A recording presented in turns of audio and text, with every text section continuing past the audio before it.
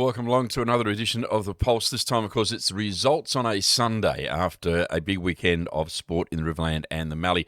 Firstly, let's go to the Riverland Netball Association's A1 results from Friday night. Berry were in battle with Renmark at Berry, and it was a good win to Berry, 52 goals to 47. Loxton North and Loxton were the other A1 game, 43 to 42. So a very close game there. They tell me it could have gone either way. I wasn't at that game. So well done to Loxton North. That puts them on top of the ladder for the A1s. Loxton will be second, then it's Berry, Barmera and Renmark next weekend. Of course, they do have the bye. There'll be no netball played here per se. The next round of netball will be the 12th of June, and that'll be Barmera versus Berry, Loxton versus Renmark, and Loxton North have the bye. Let's have a look now at the A2s, and it was an interesting round for the A2s as well. And we'll just have a look and see what the scores were. And it was Barmera versus Waikerie, 52 to Barmera, 39 to Waikerie. So a good win there for Barmera yet again. Berry and Renmark were in battle. A 60-goal lead there to Berry over Renmark's 32. And Loxton North, they went down to Loxton this time. Loxton North 44 to Loxton's 53. So interesting to see the difference there. Let's have a look at the ladder. Barmera sit on top of Berry, then Waikerie, Loxton North and Renmark at the bottom. They're looking for a win as well in the A2s. So Renmark not going along too well. Of course, they'll have next weekend off as well. Let's go to Riverland Football League and some big games there on the weekend, that's for sure. Loxton North were better than Loxton. That's the way. I didn't think it was going to go that way, but it certainly did. Windy Hill put on its very windy day. It was a fine day, though. 5-9-39 to Loxton North to Loxton's 3-5-23. So a good win there to Loxton North. Berry and Renmark. Berry recording their first win by 10 points yesterday, I should say, over Renmark. 9-8-62 to Renmark's 8-4-52. So a good game there by Berry. Barmera, Monash and Waikerie. It was 10-6-66 to Barmera, Monash to Waikeries 5-6-36.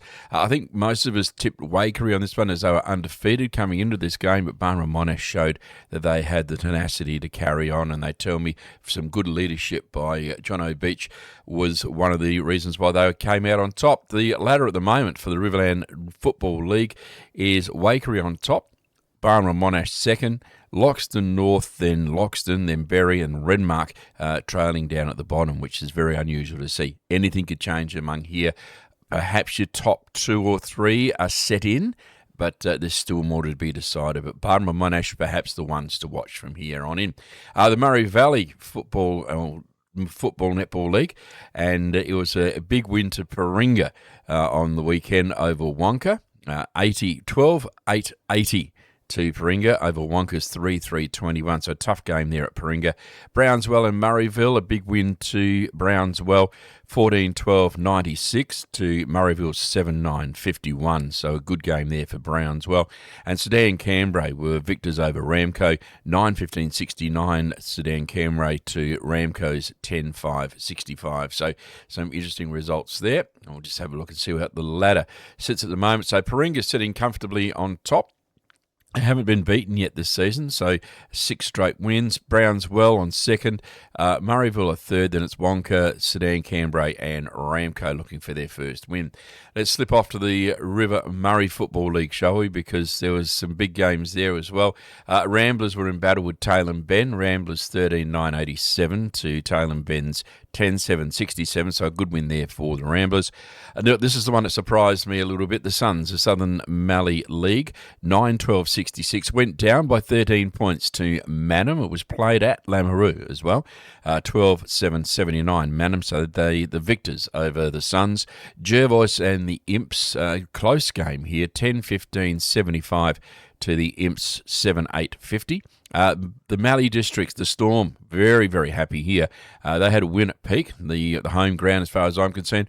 Mallee Districts, 11-9-75 over Maipalonga, 7-13-55, a 20-point win to the Storm. The Coorong Cats, of course, had the bye on the weekend.